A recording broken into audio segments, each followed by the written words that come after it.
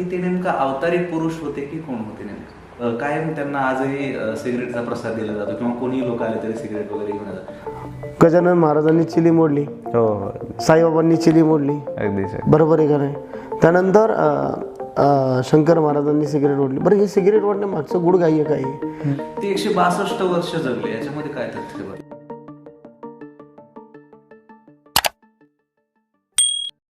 सर्वांना प्रेमपूर्वक नमस्कार. मी आकाश तुम्हा सर्वांचं अगेन एका नव्या व्हिडिओमध्ये स्वागत करत आहे.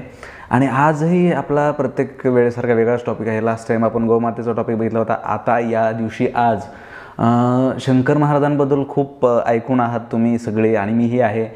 खूप सारे त्यांच्याविषयी फॅक्ट व्हिडिओ आहेत यूट्यूबला, सगळे तुम्ही पाहत असता. पण थोडंसं जरा त्यांच्या कृपांकित जे व्यक्ती आहेत त्यांच्याकडून आज जरा थोडंसं आपण त्यांच्याबद्दल जाणून घेणार आहोत. तेव्हा सर्वांच्या वतीने स्वागत करतो हरिभक्तीपरायण आदरणीय अशोकदादा यांचं. महाराजजी, स्वागत आहे तुमचं सर्वांच्या वतीने.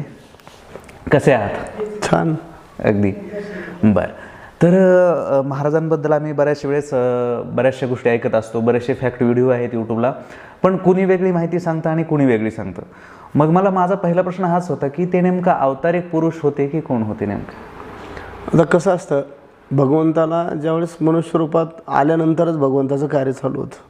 कारण ज्यावेळेस आत्मस्वरूपाची कला भगवंताने, म्हणजे महाराज कायमस्वरूपी म्हणायचे की महाराजांनी ज्यावेळेस समाधी पण घेतली त्यावेळेस मी माझ्या एका 14 कलेपैकी एक कला मी माझ्या जनकल्याणासाठी ठेवून जाईल.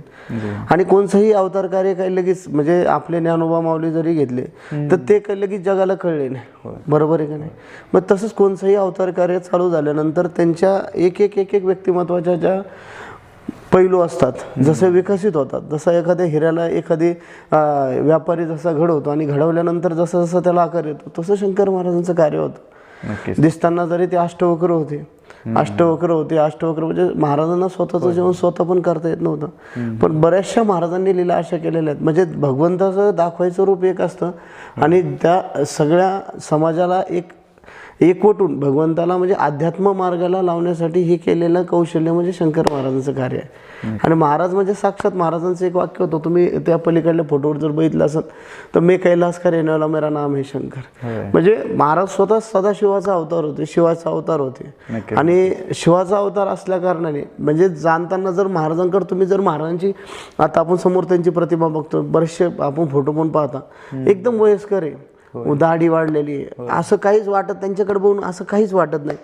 म्हणजे आम्ही ज्या दिवशी त्यांच्या प्रेमात पडलो, म्हणजे किंवा आमच्या त्यांची ज्या दिवशी गाठ झाली, तसं मी पोलीस क्षेत्रामध्ये आहे. आज मला हे 13 वर्ष सर्व्हिसला झालेलं आहे. मी पोलीस हवालदार या पदावर आजही म्हणजे ड्युटीला आहे. हे सगळं करत असताना आमच्या घरामध्ये आध्यात्मिक परंपरा काही नसताना म्हणजे महाराजांची आमच्या आयुष्यात अशी काही एंट्री झाली की म्हणजे ते आम्हाला मान्यच करावं लागलं ना, की असं काहीच नव्हतं की आम्हाला अध्यात्माची फार गोडी होती. आणि आमचं म्हणजे पोलीस क्षेत्र आणि अध्यात्म म्हणजे हे एका नाण्याच्या विरोधावर परस्पर दोन बाजू आहेत. पण काय किस्सा काय होता, कधीपासून नेमकं कोण तो दिवस कशा प्रकारे आठवत की जिथून महाराजांशी जुडले गेला? मी ते नक्कीच सांगेन. पण आपण आता महाराजांचे जे अवतार कार्य की जे एक अद्भुत व्यक्तिमत्व, म्हणजे आपण जे आता व्यक्तिमत्व म्हणला तर ते वाढताना जरी व्यक्तिमत्व वाटत असेल मात्र ते शंकरच आहेत. कैलासाचा सदाशिवच आहे. आणि शंकर महाराजांचं कार्य म्हणजे थोडक्यात सांगायचं म्हणजे एक जी काय गोरगरीब जनता आहे किंवा सामान्य जनता आहे, गोरगरीब नाही म्हणता यायचं, पण जी सामान्य जनता आहे, ज्या सामान्य जनता ही भक्तिमार्गापासून दूर चाललेली आहे, ह्यांना एक सोप्यामध्ये भक्ती कशी करायची, सोप्यामध्ये भगवंत कसा प्राप्त करायचा, ह्यांच्या म्हणजे आयुष्यकाळामध्ये त्यांच्या आयुष्यकाळामध्ये महाराजांनी भरपूर भक्तांना किती सहज पद्धतीने अध्यात्म घडवून दिला, किती भक्तांना उच्चतम लेवलला त्यांची भक्ती प्राप्त करून दिली. हे घडवण्याचं काम शंकर महाराजांनी केलेलं आहे. नक्कीच. आणि शंकर महाराजांचं कार्यकाल असं काही लई जुनं आहे असं काहीच नाही. साईबाबांचे, गजानन महाराजांचे हे सगळे समकालीन संत होते. आपल्या शंकर बाबांचा अवतार कार्य म्हणजे आता 19व्या शतकातला आहे. म्हणजे असं काही लई जुनं झालेलं असं काही विषय नाही. पण तुम्ही जर आता आम्ही ज्या दिवसापासून आम्हाला महाराज आमच्या आयुष्यात आले, म्हणजे तो किस्सा जर तुम्हाला सांगायचा झाला, म्हणजे आम्ही 2016ची गोष्ट आहे. म्हणजे आम्हाला थोडी देवताची म्हणजे भक्तीची आवड होती, लई नाही. पण आमची भक्तीची आवड करत असताना आम्ही सत्यनारायण करत होतो. शंकर महाराजांचा कधी फोटो पाहिलेला नाही, कोणचं पुस्तक वाचलेलं नाही, आम्हाला माहीत सकट नाही की हे शंकर महाराज आहेत. आणि आता बघा बरेच वारकरी संप्रदाय म्हणतात की ते अंगात देव येणं किंवा अंगात संचार येणं, तर ह्या गोष्टीला आम्ही परस्पर विरोधी, आमचा पण ह्या गोष्टीवर भाव नव्हता. पण ज्या वेळेस महाराजांचा आणि आम्ही सत्यनारायण करत होतो, सत्यनारायणची पोथी वाचत होतो, आणि सत्यनारायणची पोथी वाचताना आम्हाला जो काही साक्षात्कार झाला आणि त्या दिवसापासून आमचं जे आयुष्य घडलं शंकर महाराजांच्या कृपाशीर्वादाने, आणि त्या दिवसानंतर आम्हाला शंकर महाराज करायला लागले. मग काय लोक त्यांना शंकर महाराज संचार करतात म्हणतात, अंगात येणं म्हणतात, नथिंग, मला काय कोण काय म्हणते याच्याबद्दल काय द्वंद्व नाही.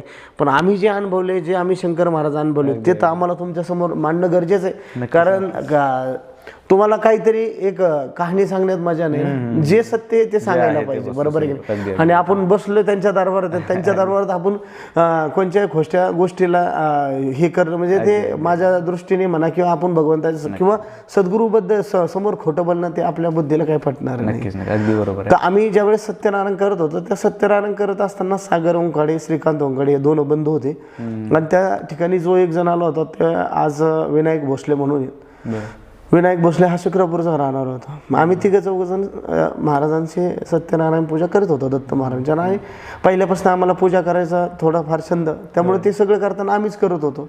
पण हे करताना महाराजांचा संचार म्हणजे कोणत्याही व्यक्ती माहिती नसताना हुबेहूब त्याची मेमिक्री करणं, माहितीच नाही आपल्या आयुष्यात.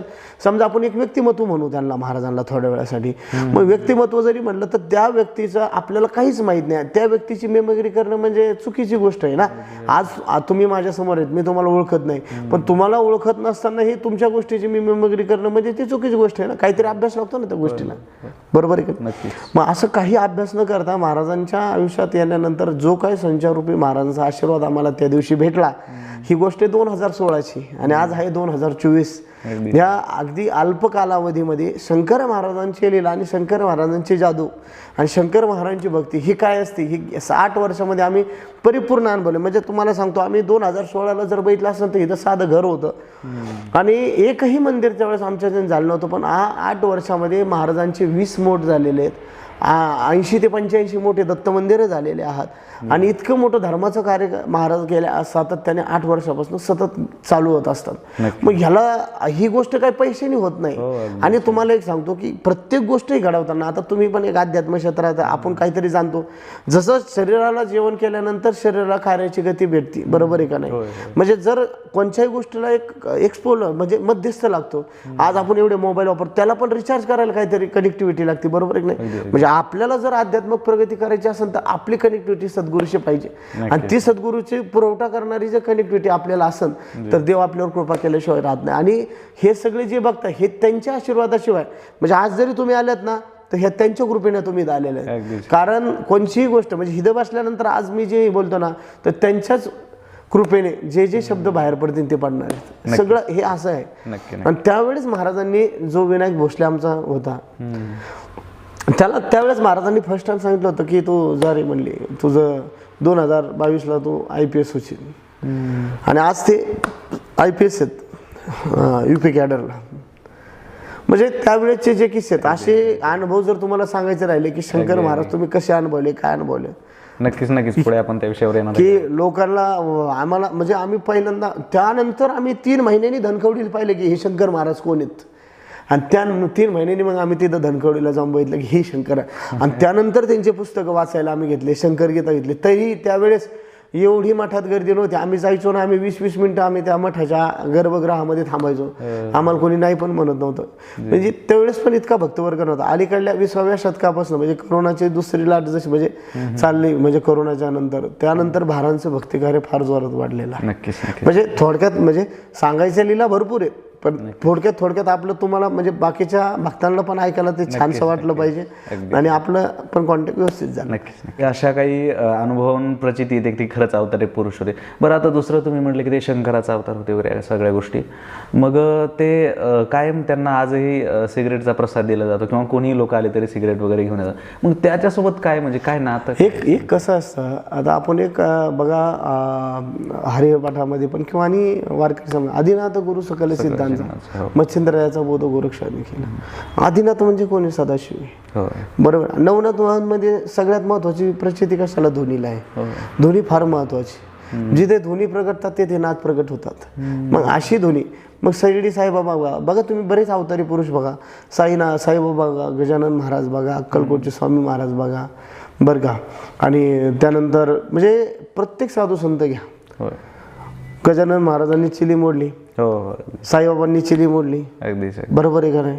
त्यानंतर शंकर महाराजांनी सिगरेट ओढली. बरं, हे सिगरेट ओढण्या मागचं गुड गाय्य काय की ज्यावेळेस महाराज सिगरेट म्हणजे व्यसन नाही, सिगरेट म्हणजे प्रतीक ध्वनीच आहे की ज्यावेळेस महाराज, आपण एखादा बघतोय महाराजांना सिगरेट देतो तर त्याचं त्या ध्वनीच्या धुरावर बघा, एक धूर अशी गोष्ट आहे ती हवेमध्ये तक्षण विरून कोणत्याही क्षणात, एका क्षणात दुसऱ्या क्षणात, म्हणजे वाऱ्यामध्ये एवढी ताकद आहे की तो एका क्षणात दुसऱ्या क्षणात म्हणजे कुठेही जाऊ शकतो. बरोबर आहे का? तसं आपल्या भक्ताचं प्रारब्ध धुरामुळे जाळून टाकायचं आणि त्याला तक्षण प्रचिती द्यायची. अलग लक्षात. आणि ते जे त्या भक्ताचं दुःख तू घेऊन आलेलं आहे ते तक्षण त्या ध्वनीद्वारे जाळून टाकायचं आणि ते जाळून टाकून त्या भक्ताला येणाऱ्या दुःखापासून, येणाऱ्या संकटापासून मुक्त करायचं आणि त्याला अनुभवाची प्रचिती द्यायची. मग त्याला तो एक सिगरेट लावतो, तो पुढच्या वेळेस 2 सिगरेट लावतो. एक सांगायचं तात्पर्य म्हणजे आता एक नवीन पिढीचं ते फॅड पण झालेलं आहे, ह्याने लावलं म्हणून तो लावतो, त्याने लावलं म्हणून तो लावतो. पण खरी महाराजांची अहो ते साक्षात सदाशिव, ज्याने सदाशिव म्हणजे त्यांनी साक्षात विष पचवलं. बरोबर आहे का नाही. त्याला ह्या सिगरेटनी ह्याने काय होणार आहे तसं जर पाहिलं. नक्कीच. म्हणजे याच्यामधून आता बरेचसे येणारी पिढी काय, कोणी वाईट काही संदेश घेणं, तुम्ही जे मुद्दा सांगितला आता, किंवा त्यांना या गोष्टीमुळे ह्या गोष्टी त्यांनी, आणि काही जण तर असे बघितले महाराज घेतात म्हणून आम्ही घेतो. पण महाराज जे पचवत होते तर ते आपण नाही पचवू शकत. आणि ते आहेत ना, तुम्ही फक्त त्यांच्या देहाकडे जाऊन त्यांचं हे ठरू शकत नाही, कारण त्यांनी जे केलंय. तुम्हाला महाराजांच्या शंकर येथेतला एक किस्सा आहे. स्वामी समर्थांचा हे चालू असताना, स्वामी समर्थांचा प्रगट दिनाचा कार्यक्रम चालू होता. स्वामी समर्थांचा म्हणजे स्वामी समर्थांचाच कार्यक्रम चालू होता आणि त्यांच्या खेरीमध्ये सोलापूरला असताना चिमणी पडली. महाराजांनी ती चिमणी, कुठे चिमणी पडली हातात घेऊन तेवढं बघतात त्या चिमणी उडून गेली. आता काय अडचण आहे, तुम्हाला खेर दाखवून घ्या. महाराजांच्या हातामध्ये संजीवनी विद्या होती. साक्षात महाराजांचं जे गेले त्याला जिवंत करण्याची ताकद आहे. आपण करू शकतो का? आपण माणसासारखं राहून माणसाने भक्तीचा, भगवंताचा नामसाधना करून भगवंताला जवळ करून गेलं. माणूस हा कधीही दैवतत्व, कधीही देव होऊ शकत नाही आणि निसर्ग त्याला बनवून देतच नाही. बरोबर आहे का नाही. त्यामुळं महाराजांच्या दरबारामध्ये सेवेकरी या नात्याने, सेवा या नात्याने जर राहिलं तर तुमची कितीपर्यंत पण वर्णी राहू शकते आणि किती तुमच्यासाठी महाराज करतील त्याची तुम्ही गणना पण करू शकत. नक्कीच. असे. आणि हे सिगरेट म्हणजे फक्त नुसतं तुम्ही महाराज वाढतात आणि तुम्ही देतात त्याला, ते तसं नाही. ही महाराजांची अखंड ध्वनी. ही अखंड ध्वनी जोपर्यंत त्याच्यात आणि प्रगटत राहील तोपर्यंत ते भक्ताचे दुःख दूर करत असतात. आणि त्या अजून एक विशेष आहे की त्या महाराजांच्या आता ह्या पलीकडल्या मठामध्ये कितीतरी, आपल्या पलीकडल्या दरबार ते कितीतरी सिगरेट दिल्या पण कुठेच सिगरेटचा वास येत नाही. मग मला सांगा, आपण एखादा माणूस जर सिगरेट उडत चालला तर त्याचा किती भाप येतो. आणि ह्या दरबारामध्ये अनेक सिगरेट लावला तर भगवंत ते घेताना सिगरेट म्हणून घेतच नाही, फक्त ते एक समिधा आहे, ती एक लाकडाची समिधा, ती तक्षण पेटती आणि त्याचा धूर होतो आणि आपल्या भक्ताला परिचित येण्यासाठी महाराज त्याच्यावर कृपा करतात. नक्की. सरळ आणि सोपे. अगदी. मला वाटतं हा प्रश्न खूप महत्त्वाचा होता. नसता बऱ्याचशा फॅक्ट व्हिडिओमध्ये बऱ्याचशा काही गोष्टी सांगतात. बरं, आणखी एक गोष्ट मी त्यांच्यासोबत विषय ऐकत असतो, ते 162 वर्ष जगले, याच्यामध्ये काय तथ्य? ते कसं असते, आता तुम्ही आपल्या हरिपाठ आणि ह्याच्यामध्ये आहे ना, संताचं कुळ आणि नदीचं मूळ विचारू नये. आता ते 165 वाले मिळाले, ते अजून पण आहेत. ते फक्त दिसत नाहीये, त्यांना तुम्ही अनुभवू शकता. तो आपण म्हणतो 165 नाही, महाराज कालही होते, आजही आहे आणि उद्याही राहणार आहे. ते त्रिवार सत्य आहे, त्याला कुणीच ना करू शकत नाही. मग आपण आपल्या मुखाने काय म्हणायचं, वा ते 162 वर्ष जगले. ते जसं ज्यांनी म्हणजे महाराज धनेश्वर डॉक्टर त्यांच्या संघ होते, त्यांनी त्यांच्या हाडावरून रिसर्च केला होता. डॉक्टर धनेश्वर फार म्हणजे उच्चतम लेवलला अधिकारी व्यक्तिमत्व पण होते, अध्यात्मात पण व्यक्तिमत्व होते आणि महाराजांचे पटशिष्य होते धनेश्वर डॉक्टर. तर त्यांच्या हाडांच्या शोधावरून त्यांनी सांगितलं होतं की तुमचं वर्ष 150 ते 162 असू शकतं. असं तर आपण तसं रिसर्च करू शकत नाही ना महाराज किती वर्ष. आता ॲज इट इज म्हणजे आत्ताच्या परिस्थितीला आपण बसलोय आणि आता आपण महाराजांविषयी बोलतोय, म्हणजे हे आपण महाराजच अनुभव राहिलेत ना. म्हणजे जर महाराजांची निश्चय आपण मूर्ती पाहिली, ही मूर्ती, मग ही मूर्ती नाही, साक्षात तेच आहेत आणि ते हे सगळं कार्य हलवतात. नक्कीच. बरोबर आहे का नाही? म्हणजे आम्ही आतापर्यंत तुम्हाला सांगायचं म्हणजे तात्पर्य की ज्या ज्या लीला महाराजांनी घडवल्या, ज्या ज्या गोष्टी, अहो तुम्हाला म्हणजे मी सांगत बसलो, तुमची अशी कितीतरी व्हिडिओ होती माझ्या स्वतःच्या वैयक्तिक आयुष्यातून अनुभवांवर की हे महाराजांनीच केले आणि आजही सगळं ते करतात भक्तांच्या आग्रहा खातर. ते महाराजांच्याच लिलेने चमत्कार नाही, महाराजांच्याच लिलेने होत. आणि भल्लीला आता लोक म्हणतात इथं चमत्कार घडतात, जादू चमत्कार काही नसतं. सरळ आणि सोपं आहे. भगवंताने भक्ताच्या भक्तीचं केलेलं कौतुक म्हणजे जगासाठी तो चमत्कार असतो आणि भक्तासाठी ती लीला असते. म्हणून ही शंकर लीला आहे. जो या शंकर लीलेत येईल तो त्यात गुरफडून गेल्याशिवाय राहणार. नक्कीच नक्कीच. आता अनुभवाचा विषय काढलाच आहात तुम्ही, तर एक तुमच्या जीवनात आलेला 1-2 मिनिटं तुम्ही काय अनुभव सांगाल, एक विशेष तुम्हाला जेणेकरून प्रचिती आली, खरंच महाराजांचे अनुभव येतात खरंच. आता कोणचा सांगून काय सांगू, अशी 2 मिनिटाची. ठीक आहे, कोणचाही सांगा. काय आम्ही महाराजांचा, मी गडचिरोलीला होतो आणि पहिलं मंदिर महाराजांचं स्थापन करायचं होतं. आमच्या बिरोबावाडीला पहिला जो मठ आहे महाराजांचा, तर त्या महाराजांच्या मठाचं कार्य असं फक्त नुसतं 4 कॉलम उभे होते, वरचा स्लॅब टाकला, भिंती नाही काय नाही. आणि आम्ही गडचिरोलीला ड्युटीला होतो. मी प्राणहिता पॉईंटला होतो. प्राणहिता गडचिरोलीमध्ये डीप पॉईंट आहे आयरी डिव्हिजनला. तर प्राणहिताला मी ड्युटीला असताना आमची 6 महिन्याची ड्युटी होती तिथं. आणि मी तिथं ड्युटी करून एक 5 ते 7 ड्युटी होती. 7 वाजता मी येऊन खुर्चीवर, म्हणजे जी कॉट होती त्या कॉटवर रायफल ठेवली आणि झोपलो होतो. आणि झोपल्यानंतर मला असं एक खनंदी शिंकान उठ म्हणले भाडे, आपल्याला मूर्ती स्थापना करायची म्हणले 25 तारखेला गोकुळाष्टमीच्या दिवशी. मी ते हलक्यात घेतलं ना असं आधी. आता हे मी फील केलं स्वतःला. तर मी परत झोप लागली होती 2 तास ड्युटीत उभा राहून कंटिन्यू. परत एक डुकला लागलं, परत एक खंदीशीर कानं खाली बसली. मी उठून बसलो आणि त्यानंतर मी माझ्या जे काही सेवेकरी होते बिरोवाडीचे त्यांना फोन केला की आपल्याला असं असं महाराजांच्या मूर्तीची स्थापना करायची आणि आपल्याला गोकुळाष्टमीच्या दिवशी महाराजांची मूर्ती बसवायची.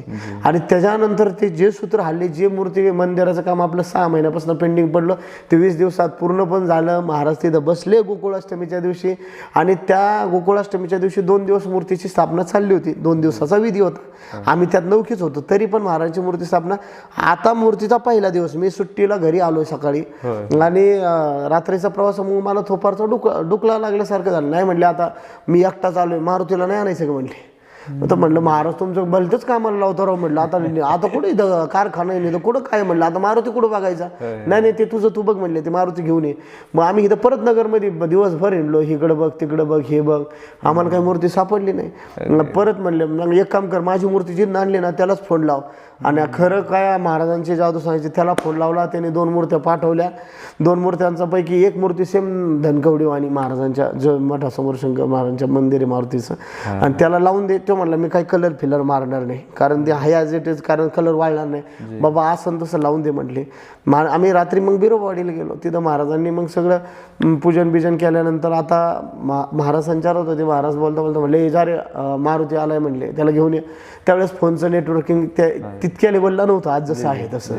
तर त्या मारुतीला आणल्यानंतर जा म्हणले त्याला घेऊन नाच, म्हणजे मिरवणूक काढून. आणि मारुतीला जसा खुलला बघा, मारुतीची मूर्ती पाषाणाची होती निश्चित. आम्ही जसे मारुतीचं खोकं खुललं, मारुती बाहेर काढला, अख्खा काळा झाला होता मारुती. आणि त्या मूर्तिकाराला आम्ही 100 वेळेस विचारलं, बाबा तू कलर. नाही मी कलर दिलेला नाही, मी अशीच मूर्ती दिलेली. आणि वरतून त्या मूर्तीमध्ये कंदी पेढे बरोबर 4 पेढे 5 पेढे कंदी पेढे पॅकिंग त्या भुशात होतं, मध्ये भुशाच्या मध्ये. त्याचा काहीच संबंध नाही. बरं मूर्ती मागितली पंढरपूरहून, त्या कंदी पेढ्याचा काही संबंध ना, ते त्याला काहीच विषय नाही. बरं ज्यांनी पाठवलं त्याला आम्ही म्हणलं तू पण, आणि एकदम ताजे पेढे. ते 5 पेढे आम्ही असे काढले, मारुतीची मूर्ती बाहेर. आता तिथंही अनुभव संपलेला नाही. मग आता शंकर महाराजांच्या समोर रात्री वाटा बांधायचा महाराजांचा. मग आता गौंडी कुठून आणायचा रात्री 1:30 वाजता. मग महाराज नाही आणसाला आणा म्हणले. स्वतः कट्टा महाराजांनी रात्री बसवला. आणि त्या दुसऱ्या दिवशी महाराजांची मारुतीची मूर्ती बसली. आजही ते आपण स्थान पाहू शकतो बिरोबावाडी. नक्कीच हा रिअल मध्ये आलेला अनुभव आहे तुम्हाला. रिअल नाही, आम्ही रोज रिअल मध्ये महाराजांना अनुभवतो, सरळ आणि सोपे. पण आपण पाहतो की हे जर अनुभव आपले आहेत, आपण त्याला अनुभवू शकतो. संतांचं हे प्रमाण आहे की कीर्तिरूपाने ते वरून असतातच आणि त्याचे अनुभव आपल्याला येतात. पण मी पहिला जो मुद्दा घेतला की सिगरेट आणि चहा पितात, पण याच्यावरती काही लोक आक्षेप घेतात की बाबा मग ते नास्तिकता त्यांची असेल किंवा काय आपण म्हणता येईल तसे कधी लोक आक्षेप घेताना असं काही प्रसंग आहे का? आम्हाला आयुष्यात भरपूर आक्षेप आले. आजही येतात आणि तुम्हाला आपल्या अध्यात्माची ओढ माहिती आहे ना की जास्त लोक आपल्याला बाहेरचे लोक दोषी नाही ठरवत पण आपलेच लोक आपल्याला दोषी ठरवतात. अगदी म्हणजे आपल्याला विरोधक कोण असतात आपल्याला सगळं जर आपल्या अध्यात्मात हिंदू धर्मामध्ये परंपरेमध्ये जर वाईट काय असेल ना तर आपले लोक आहेत आपलेच लोक आपले पाय वाढतात. पण ही जर कधी एकवटता जर झाली आणि जर अध्यात्म मार्गाने जर कार्य केलं तर धर्मासाठी फार मोठं कार्य घडू शकतं. आणि राहिला विषय चहाचा आणि सिगरेटचा. बघा चहा महाराजांना बघा देवाची प्रत्येक गोष्ट त्याची आवड निवड ना एक सिस्टीममध्ये म्हणजे काहीतरी त्याच्या मागं कारण. बघा आता सोपं आहे चहा आहे आपण फक्त तो चहा पितो पण त्या चहामध्ये महाराजांना तो चहाच का आवडायचा. बरं चहा काही लगेच होत नाही पाणी टाकावं लागतं चहा पत्ती टाकावं लागते त्यानंतर साखर टाकावं लागते त्यानंतर दूध टाकावं लागतं उकळून द्यावं लागतं. म्हणजे सोपं आहे. आयुष्य म्हणजे पातेल आहे हा विश्वाचा सार आहे. जे पाणी ते म्हणजे आपलं आयुष्य आहे आयुष्याचं सार आहे थोडक्यात. त्याच्यामध्ये दुःख आहे ते चहापत्ती बरोबर आहे. ते दुःख उकळून टाकल्याशिवाय त्यात गोडवेचा साखर आपल्या आयुष्यातले सुख स्वरूपी साखर आणण्यासाठी आणि सद्गुरूची कृपा झाल्यानंतर ती साखर आपल्या आयुष्यात टाकल्यानंतर आयुष्य कडू असलेलं आयुष्य म्हणजे गोडमय किंवा साखरमय व्हायला किंवा गोडमय व्हायला वेळ लागणार नाही. आणि ह्यात आपण कामधेनु जो दूध टाकतो अशी अमृतमय धारा टाकल्यानंतर तो अमृत तुल्य होतो. असं अमृत भगवंताला प्रिय आहे. म्हणजे महाराज त्यातनं काय शिकवतात तुम्हाला की तुझ्या आयुष्यातलं जे आहे जे कडूपणा आहे तो दूर करणारे मी तुझ्या माझ्या येण्याने किंवा सद्गुरूच्या येण्याने शंकर महाराजांच्या आपल्या आयुष्यात येणारे जो आपला मिथ्य जे काय आपल्याला नको आहे ते आपल्या आयुष्यातनं बाजूला जाणार आहे. जे कडवट रूपी चहापत्ती गाळून जरी बाजूला टाकली तरी तिचं अस्तित्व तिच्या चहामध्ये सोडून जाते. तसं महाराजांचं आयुष्यात आल्यानंतर आपल्या आयुष्यातला जरी कडूपणा महाराजांनी दूर केला दुःख जरी दूर केलेलं असतं तर त्या दुःखरूपी साखर टाकण्याचं काम पण महाराज करतात. ते अमृततुल्य पण दुग्ध स्वरूपात देणारे कामधेनूची कृपा पण महाराज करतात आणि तो उकळल्यानंतर अमृततुल्य करण्याचं काम पण महाराज करतात. म्हणून महाराजांना चहा. नक्कीच अमृत तुल्यचा विषय काढला तुम्ही. तुमचं आधीचं एक जीवन म्हणले तुम्ही पोलीस म्हणून होते आणि आत्ताचं जीवन तर जास्त आनंदी कोणचं जीवन वाटतं बरं ते आधीचं आजी शंकर महाराज ह्याच्यामध्ये महाराजांच्या कृपामुळे म्हणजे आमची अख्ख्या 7 पिढ्या जरी गेल्या असत्या ना तरी आम्ही एवढे यज्ञ पाहिले नसते एवढे यज्ञ मी ह्या जन्मात पाहिलेले आहेत. आणि इतके स्वर्ग सुख सोहळे पाहिलेले आहेत ना की म्हणजे आम्ही महाराजांच्या कृपा आशीर्वादाने 1111 कुंडात्मक दत्तयाग केला होता. म्हणजे ते शक्यच नाहीये इतकं मोठं रुटीन सगळं सक्सेस करणं. कसं झालं फक्त विथिन 21 दिवसात त्याला 8000 लोक आले होते. सगळे कार्यक्रमाला 25,000 ते 26,000 लोक उपस्थित होते. कसं झालं काय झालं ह्याला फक्त कारणीभूत शंकर महाराज. मग इतके मोठे स्वर्ग. मी नोकरीत असतो तर काय केलं असतं किंवा मी नोकरीत राहून काय करीन मी माझा संसार वाढवला असता माझ्या मुलांबाळासाठी एक घर दिलं असतं बंगला दिला असता गाडी दिली असते ह्याच्यापेक्षा अजून काय करू शकलो असतो. पण आज महाराजांच्या कृपा आशीर्वादामुळे आज आपल्या मठामध्ये सद्गुरू शंकर शेठ महाराज मठ केडगाव या मठामध्ये रोज 1000 लोकांचा जेवणाचा महाप्रसाद रोज गोरगरिबांना वाटला जातो. रोज रेल्वे स्टेशन एसटी स्टँड रोज संध्याकाळच्या टायमाला आपले सेवेकरी वाटतात. त्यानंतर सामाजिक कार्य हो. त्यानंतर आपल्या मठामध्ये ह्या दिवाळीच्या दिवशी आज ह्या दिवाळीला आपण 300 कुटुंबांना 1,500 रुपयाचा किराणा एकाला वाटला. त्यानंतर 55 जय उत्कर्ष बालगृह म्हणून त्या 55 मुलांना ड्रेस वाटपाचं काम महाराजांनी केलेलं आहे शंकर बाबांच्या कृपेने झालेले आहे. त्यानंतर फराळाचं वाटप शंकर महाराजांच्या कृपेने झालेलं आहे. आणि आता हे सगळं कार्य महाराजांच्या कृपेने रोज अन्नदान तर मात्र विशेष नाही. सकाळ दुपार संध्याकाळ कंटिन्यू सातत्याने अन्नदान आहे. आणि आज जरी तुम्ही गेले होते ना आज तिथं महाराजांचा अखंड हरिनाम सप्ताह होता. महाराजांचे एक भक्त होते पण त्यांना थोडी अडचण आली होती की त्यांना पैशाच्या कारणामुळे जरा अन्नदानाच्या पंक्तीत हे होतं. पण त्यांनी आम्हाला बोलवलं होतं आम्ही सहज गेलो. म्हटलं भाऊ उद्या काय पंक्तीचं कसं आहे काय. नाही आम्ही दरवेळेस लापशी करतो बुंदी करतो पण ह्यावेळेस आम्ही लापशी करणारे म्हणले आमच्याकडून काही नाही. तर त्यावेळेस महाराजांनी बुद्धी दिली. आम्ही आज सगळा भंडारा आणि यज्ञ कार्याचं काम आज तिथं होतं तुम्हाला जे आज बोलवलं होतं. तर सांगायचं तात्पर्य म्हणजे काय ह्या सगळ्या गोष्टीला आम्हाला महाराज भाग्य करतायत ना आम्हाला दाखवतात आमच्या डोळ्यासमोर हे करून घेतात. भविष्यात परत जन्माला मी मनुष्य रूपात येईन नाही येईन मला माहीत नाही पण आम्ही जो महाराजांच्या प्रत्यक्षात जगतोय ना प्रत्यक्ष महाराजांच्या जगतोय ना सगळ्यात महत्त्वाचं मला गुरु स्वरूपात आयुष्यात कोणी नाही. माझे गुरु डायरेक्ट शंकर महाराज आहेत. आणि मला लोक बरेच म्हणतात पण तुम्ही गुरु करा अजून तुमच्या आयुष्याची प्रगती होईल. मला काही गुरु नाही प्रगती झाली. हा बाबा आपल्या आयुष्यात आहे, बा संपला विषय, जय शंकर. कारण महाराजांच्या याने आम्ही आयुष्यामध्ये एवढं काय अनुभवलेलं आहे, इतकं काय अनुभवतो की त्याचं मापच नाही. म्हणजे महाराजांच्या कृपाने आतापर्यंत आपली 20-22 हजार दत्तयाग झालेले आहेत. 2दा अतिरुद्र झालेला आहे, एकदा महारुद्र आपलं 3 वेळेस महारुद्र झालेले. दर अष्टमीला लघुरुद्र होतं, दर अष्टमीला नवचंडी याग असतो. असं कोणचा यज्ञ नाही आम्ही आयुष्यात अनुभवलेला ह्या मठात नाही. मग इतके स्वर्ग सुख सोहळे असतात आपल्या मठामध्ये महाराजांच्या कृपेने, ह्याच्यापेक्षा दिव्य सोहळा अजून काय असणार.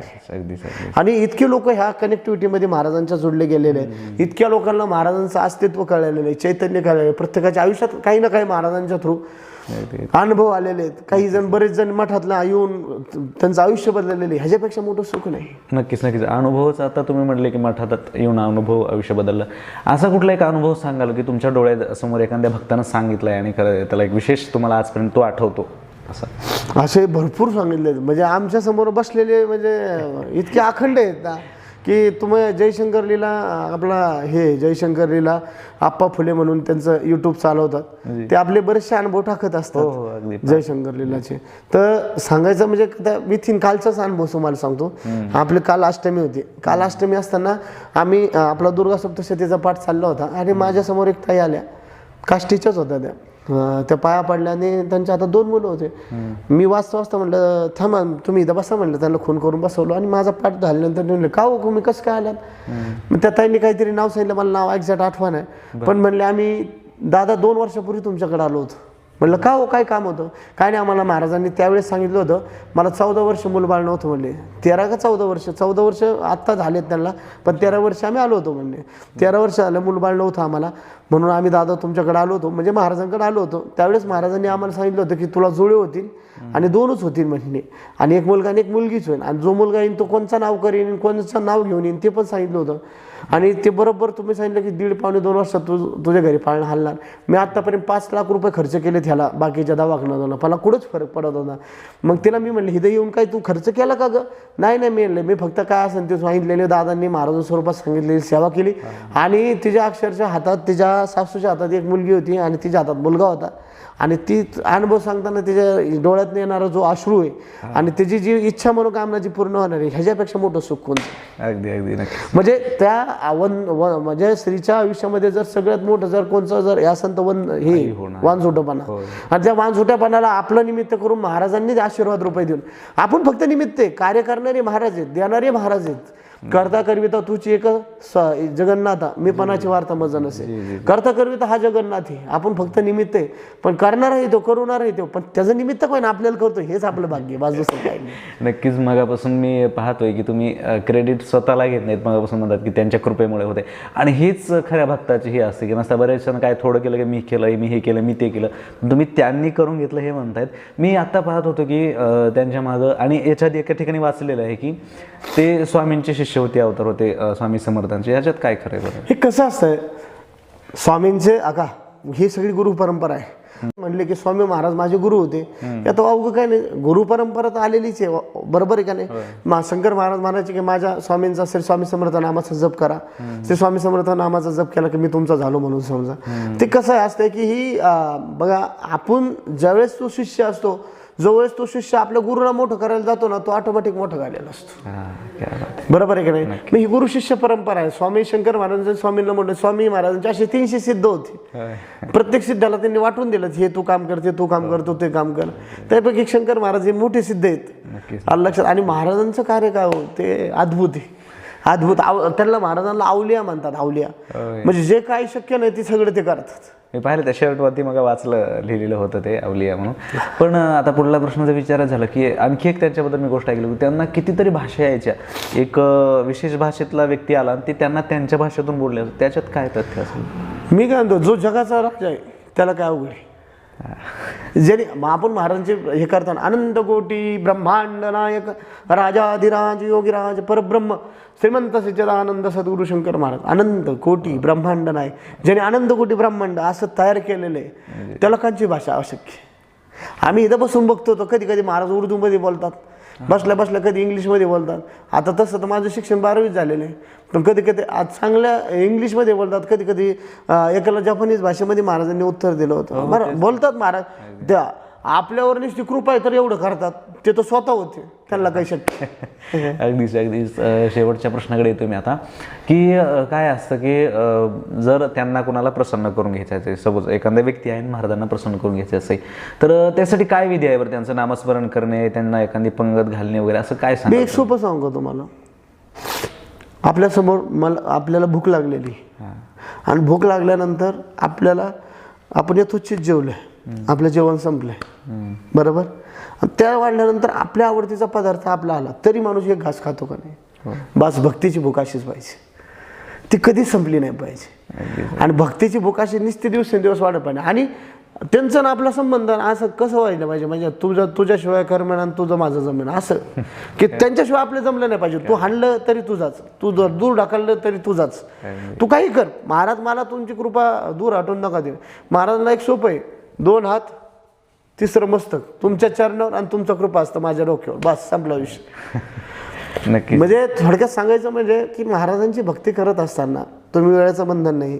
आणि शंकर महाराज लय सोपे, त्यांना 16 आवळण, हे करा तसं करा, हे 16 घालून या, तू जसा आहे तसा तू माझ्याकडे, आणि तसा माझ्याकडून तुम्हाला फक्त साधा नमस्कार कर, आणि तुला जे लागतंय ते तू फक्त म्हणा. महाराजांचे स्तवनमध्ये वाक्य, जी जी इच्छा मनी धरावी पूर्ण तुम्ही करता, आणि त्याच्या पुढे जे जे तुमच्या मनात येईन करून, तुझी इच्छा मी 100% पूर्ण करीनच, पण माझ्या मनात जे येईन तेच मी तुझ्याकडून करून घेईन. आणि हे जो उदाहरण म्हणजे आम्ही त्यांच्या मनात जे येईन ते करतातच, आणि जिथं काही कमी असेल ते आम्हाला पाठवून ते कार्य पूर्ण करून घेतात.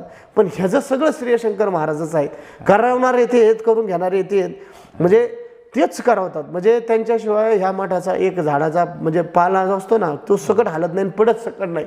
कारण इतके दिव्य आहेत, इतके दिव्य आहेत की जबरदस्त. आणि महाराजांचं काही ना काही प्रत्येक वेळेस काही ना काही नवीन असतं, काही ना काही प्रत्येक वेळेस नवीन असतं. आम्ही आत्तापर्यंत तुम्हाला सांगू 1 लक्ष लिंगार्चन सोहळा केलेला आहे, त्यानंतर 1 लक्ष बिल्वार्चन सोहळा केलेला आहे. असं कोणता विधी नाही जो आम्ही केलेलाच नाही. सौर्याग केलाय, सोमयाग केलाय, दत्तयाग केलाय, गणेशयाग केलाय, 51,000 मोदकांचा गणेशयाग केलेला आहे. म्हणजे यज्ञ म्हणलं ना की असं नसतं, आम्हाला असं कसं तरी होतं की इथल्या की चला जय शंकर, चला करून घेऊ असं. म्हणजे महाराजांनी इतके मोठे दिव्य जवळ झाले. आणि दरवर्षी 1000 झाडं, आम्ही आता दशमी गव्हाणला 1000 झाडाचं वृक्षारोपण केलं मठाच्या नावाने. आणि इथं जे कार्य होतं ते फक्त शंकर महाराजांच्याच नावाने होतं. तुम्ही अख्खा मठ बघा, अख्खा मठामध्ये कोणत्याच व्यक्तीचा फोटो नसतो, कुठेही जा, खाली वर तिकडं. इथं व्यक्तीची पूजा नाही केली जात, इथं शक्तीची पूजा केली जाते, आणि ती शक्ती म्हणजे शंकर महाराज. आणि त्यांच्यामुळे इतकं कार्य मोठं झालेलं आहे. बघा आपले तुम्हाला माझ्या स्वतःचं वैयक्तिक माझं फेसबुक, इंस्टा असलं कसलंच पेज नाही, आणि जरी असलं त्याला फक्त शंकर महाराजांचे स्टेटस राहतात, कारण त्यांचं स्टेटस आहे म्हणून आपलं स्टेटस आहे. अगदीच. आधी माझ्या स्वतःसाठी आणखी एक प्रश्न विचारायचा आहे मला, की भविष्यात समजा आज जर तुम्हाला शंकर महाराजाला मागायचं झालं की भविष्यात मला या गोष्टी करून घ्या किंवा काय, तर काय मागाल बरं? मी एकच मान, तुम्ही मला फक्त आपलं पाना पास. कारण तुम्ही मला एक सांगा, ज्यावेळेस ते मला आपलं म्हणणार आहेत त्यावेळेस मला काय लागतं हे त्यांना मला मागायच्या आधी कळणार. म्हणजे एक सोपं जर उदाहरण द्यायचं जर झालं ना, तर आपल्या बघा 4 बाया असतात लेडीज, आणि त्या खुरपत असतात, त्यांचे 4 इंची मुलं लिंबाच्या झाडाखाली असतात. खुरपतं तितके मग्न होत असतात कामात, पण जिचं लेकरू रडलं ना तीच म्हणते माझं लेकरू रडत. असं आपलं बॉन्डिंग पाहिजे शंकर महाराजांचं, की तसं बॉन्डिंग असलं की महाराज जय शंकर, म्हणजे आपल्याला रडायच्या आधी त्यांना व्हायला पाहिजे, आयला माझ्या पोराला हे लागते बरं का, ही देऊन टाकायला. आणि आमची भूक एकच आहे, अध्यात्मात काय द्यायचं ते द्या, आम्हाला यज्ञ करून घ्या. आम्हाला आवडच यज्ञ घाला, अभिषेक घाला. महाराजांचा आता मागच्या वर्षी आम्ही 5,000 लिटर दुधाने महामस्त अभिषेक केला. आत्ताच्या महाशिवरात्रीला 1100 लिटर दुधाने महामस्त अभिषेक सोहळा केला. बरं असं काही नाही की दूध फेकून देतो लगेच, तापण लगेच लोकांना वाटून टाकणे, वेस्टेज नाही. रोज म्हणजे आतापर्यंत मठामध्ये आता असं जर तुम्हाला आता दरबारामध्ये यायचं म्हणलं तर 6-6 महिने लोकांना टायमिंग आहे, की लोकांना इतकं सहज भेटणं होत नाही. आणि ही सगळी महाराजांची जादू, अनुभव देणारे, चमत्कार करणारे, शक्ती देणारे, लोकांचे कामं करणारे, सगळं जे काय आहे ते महाराज आहेत. पण इतकी समाजात किती चांगलं काम करा, फक्त तुम्हाला अपमान पचवायची ताकद आणि संयम महत्वाचा आहे. हे जर तुमच्या आयुष्यात असेल तर देव तुम्हाला कृपा केल्याशिवाय राहत नाही. आणि माझ्या हातनं तर म्हणजे मी निमित्त झालं. म्हणजे एक शास्त्रात म्हणे की एका मंदिराचा कळस लागला तर 7 पिढ्या उद्धारतात. पण ह्या शंकर बाबांच्या आयुष्यात येणारे 2016 पासून 2024 चालू आहे. आतापर्यंत जवळजवळ 20 मठ आणि 80 मंदिरांचे कळस महाराजांनी लावून घेतलेत. किती पिढ्यांचं कल्याण करते ना आपल्यालाच माहित नाही. पण किती पिढ्यांचं पुढं करू नाही माहित नाही. मी देवांना मागताना एकच मागतो, महाराज आज आमची पिढी जी आज हे तुमचं राजेशाही थाटपण अनुभवती ना, ह्याच पिढीचा प्रत्येक आमच्याच जाधवाच्या पिढीकडून येणारी पिढीकडून म्हणा हीच सेवा आमच्या प्रत्येक कोणाला तरी घरातल्या एका व्यक्तीने केली पाहिजे. मी मागताना एवढंच मागतो. नाही तर आयुष्यात काय हो, गाड्या आल्या, घोड्या येणार आहेत, कोट्यावधी पैसे येणार, रुपये येणार. लोक म्हणतात दादांकडे आता पहिलं काय नव्हतं आता लय आलेलं आहे. पण त्यांना बाकीचं लय दिसतं, पण भक्ती ही महत्वाची आहे. कारण सेवेत तुम्ही जितक्या तत्परतेने कष्ट करत राहाल. माझी झोप फक्त 4 ते 5 घंटेची असते. पोरांना विचार. पण दिवस रात्र आमचं कार्य फक्त शंकर महाराज शंकर महाराज शंकर महाराज. आम्ही असा कुठे यज्ञ केला नाही असं नाहीच. गाणगापूरला आमचा यज्ञ झाला, आता गिरनारला यज्ञ आमचं करायचं चाललेलं आहे, वृद्धेश्वरच्या ठिकाणी यज्ञ झालेला आहे, वीरच्या भस्कोमानाथांना यज्ञ करायचं चाललं. आणि प्रत्येक देवाचं बॉन्डिंग शंकर महाराजांमुळे इतकं जवळचं झालेलं आहे. म्हणजे आता रिसेंटली तुम्हाला आजचा अनुभव सांगतो. म्हणजे एक 4-5 दिवसापूर्वी आम्हाला एक नाथांच्या मंदिरामध्ये, वीर भस्कोनाथांच्या मंदिरामध्ये यज्ञ करायचा होता गोपाळवाडीला. पण तिथले भक्त म्हणले हे असलं काही जमणार नाही. मी महाराजांना सहज म्हणलं, देवा तुला जर करून घ्यायचं असेल तर तू करूनच घ्यायची, आम्हाला माहित नाही म्हटलं. तर आम्हाला आगडगावच्या देवस्थानाने भैरवनाथ जोगेश्वरी देवस्थान त्यांनी आम्हाला यज्ञ करून दिला. पण देवा मला जिथं करायचं होतं तिथं तू काय करून घेतला नाही. हाय देव तोच तिथला लक्षात. तर नाही तिथंच दुसऱ्या दिवशी त्याच यज्ञ संपला त्यांचा फोन आला, त्या घोडे उड्डाणवाल्यांनी आपल्याला परवानगी दिलेली, आपल्याला उद्या तिथे यज्ञ करायचं. परत तिथे यज्ञ केला. म्हटलं देवा आपल्याला ते वीरच्या ठिकाणी जिथं तुम्ही गेले तिथे यज्ञ करायचं आहे. तिथं यज्ञ संपला ते ट्रस्टी आले, म्हणले तुमचं हे यज्ञ फारच सुंदर आहे, आपल्या मंदिरात करता का? तिथं यज्ञ आता 29 तारखे. काय दिलं पाहिजे देवाने? मग इथं बसताना बोलायचं आणि ते पुढे झालेलं असतं. अगदी अगदी. म्हणजे मी कितीतरी वेळेस असा अनुभव घेतला. मी महाराजांना आत्ता आंघोळ घालतोय आणि महाराज आत्ता हे गोष्ट आली तर किती भारी. म्हणजे आत्ता जर आपल्याला खाण्याचाच बाबतीत विषय सोडून द्या, जर असं आपण म्हणलं ना महाराज आज असं नैवेद्य तुम्हाला आला पाहिजे, तो पुढच्या 10 सेकंदाला किंवा 1 मिनिटाच्या आत आलेलाच असतो. इतकी महाराजांची लाईव्ह बॉन्डिंग येईल.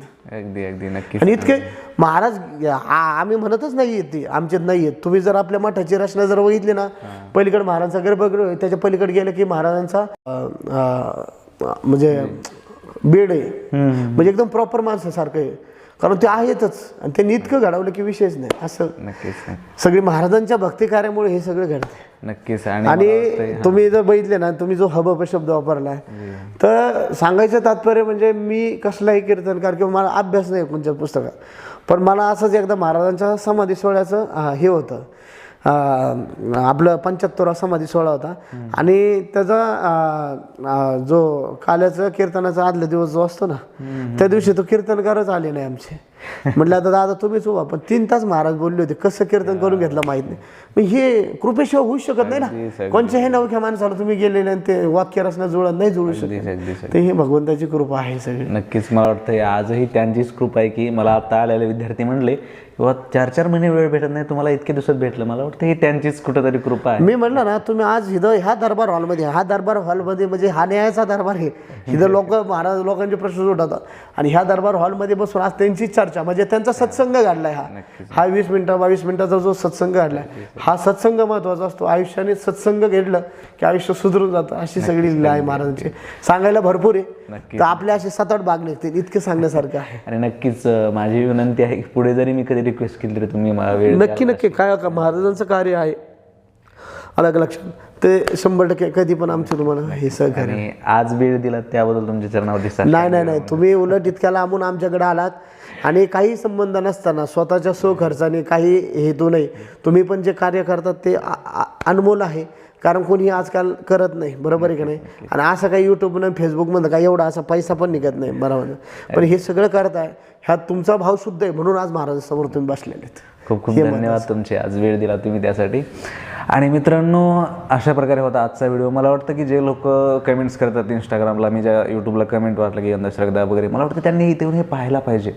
आणि आता आपण दादांच्या मुखातून पूर्ण मुलाखत ऐकली, पण त्यांनी एकदाही म्हणले नाही की हे कार्य मी करतोय. ते करून घेतात. मला वाटतं ही खरी भक्ती. ज्याला अनुभव पाहिजे त्यानं बाहेरून बोलण्यापेक्षा इथं आलं पाहिजे. मला वाटतं हा मेसेज आजच्या व्हिडिओला जरी तुम्ही घेतला तरी खूप झालं. व्हिडिओ पाहिलाच आहे तर शेअर नक्की करा आणि नक्कीच महाराजांचा अनुभव पाहिजे असेल तर त्याला अंधश्रद्धा मानण्याच्याऐवजी इथं येऊन अनुभव घ्या. तर व्हिडिओ पाहिला असेल तर शेअर नक्की करा. पुन्हा एकदा भेटूया की अशाच व्हिडिओमध्ये. तोपर्यंत नमस्कार.